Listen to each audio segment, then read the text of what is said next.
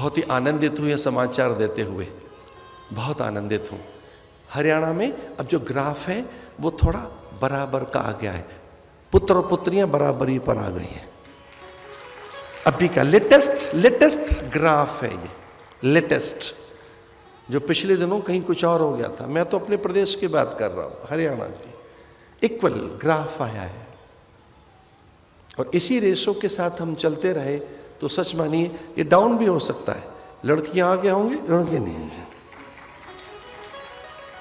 उस भूख ने क्या नहीं कर दिया कन्याओं के साथ, कितना अत्याचार, स्लॉटर हाउस बन गए थे घर घर में।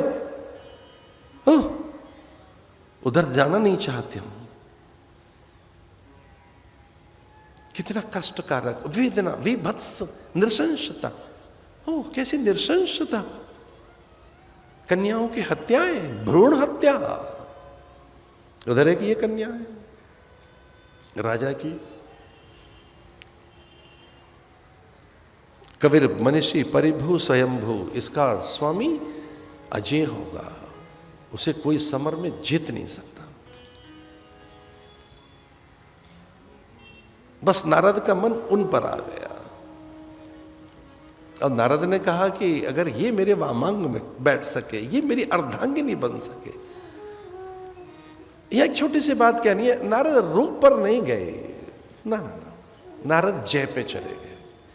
नारद यश की ओर झुक गए कि यश मिलेगा, कीर्ति मिलेगी, प्रतिष्ठा हो जाएगी, पूजित हो जाऊंगा, लोकमान्य बन जाऊंगा, लोकवंदनीय हो जाऊंगा मैं। इसे नारद का ध्यान रूप पर नहीं गया, तो रोज अप्सराओं के बीच में बैठते हैं। उससे मिलने वाली जो सिद्धि है, प्रसिद्धि है, प्रतिष्ठा है, मान्यता है, हम भूखे हैं मान्यता के लिए कि हम मान्य बन जाए, प्रतिष्ठित हो जाए, चर्चित हो जाए, ख्यात हो जाए, शीर्षस्थ बन जाए, शिखरस्थ बन जाए। शिखर पर पहुंचने के लिए हम कुछ भी करने को तैयार हैं।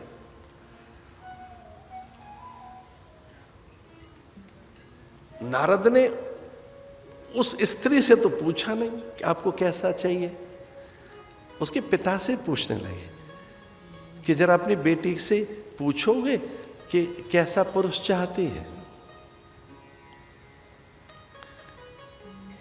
तो बोले हाँ, मैं तो बेटी का मन जानता हूं महाराज, मेरी पुत्री है, मेरी बेटी की एक ही कामना है बस, और मेरी बेटी की कोई कामना नहीं है, बस एक पुरुष ढूंढ रही है। कौन सा? बोले सुंदर पुरुष, जिसकी सुंदरता कभी खंडित न हो, सुंदरता कभी खंडित न हो। तो ऐसा पुरुष कोई है तो वो सत्य पुरुष है। सत्य कभी दूर नहीं जाता, सत्य स्थिर रहता है, उसे विकृति नहीं आती। और सत्य केवल एक ही है, और उसका नाम है सत्यनारायण। सत्यनारायण ही सत्य हैं, या आत्मा ही सत्य है। जिसको इसकी प्रतिष्ठा हो, इसका बोध हो।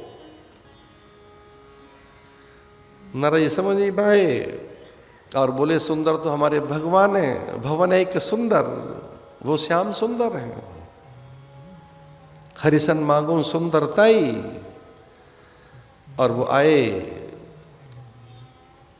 वैकुंठ में, पहले आए थे अकाम, तो द्वार पर भगवान मिले। अब सकाम होकर आए तो द्वार नहीं खुला। पहले अयाचित होकर आए थे, अकाम, अकिंचन, अब याचना लेकर आए। और ये सन्यास को खंडित करता है, ये सिद्धि को खंडित करता है। क्या? काम या याचना। इसे सन्यासी को अयाचित बताया गया है। या तो सन्यास लो मत, ले रहे हो तो फिर अयाचित रहो, अकाम रहो, अकामतः अयाचित। सन्यासी अयाचित होता है, साधु मांगता नहीं है। और कभी मांग रहा है साधु तो इन बातों के लिए, या तो प्राण रक्षा के लिए, अथवा लोक सिद्धि के लिए, लोक कार्य, लोक हित के लिए, या भगवत कार्य पूर्ति के लिए, लेकिन उसमें स्वयं की सिद्धि न रहे। ये सन्यासी के लिए बात कही गई। अन्नपूर्णे सदापूर्णे शंकर प्राण वल्लभे ज्ञान वैराग्य सिद्ध्यर्थम भिक्षाम देही च पार्वती, ज्ञान वैराग्य की सिद्धि के लिए मांग रहा है सन्यासी, भिक्षुक नहीं होता सन्यासी।